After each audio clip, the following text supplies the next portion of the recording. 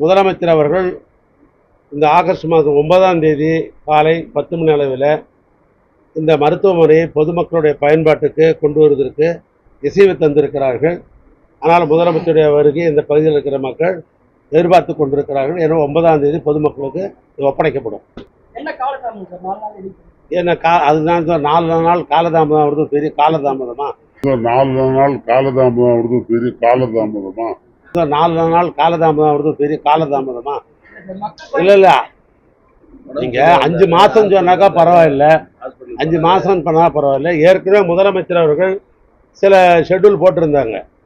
அப்போ இடையில உங்களுக்கே தெரியும், அவர் மருத்துவமனைக்கு ஒரு 5 தினங்கள் அங்கே செல்ல வேண்டிய ஒரு சூழ்நிலை இருந்தது. ஆனால் அந்த ஷெட்யூல் இருந்து மாறி மாறி போகிறதால 5ஆம் தேதியிலிருந்து 9ஆம் தேதி போயப்பட்டிருக்கிறது வேறொரு காரணம் இல்லை. அதுவும் ஏற்கனவே மக்களுடைய பயன்பாட்டுக்கு பல திட்டங்களை நிறைவேற்றி கொண்டு தான் காரணம் மொழி, வேற எந்த காரணமும் இருக்குது.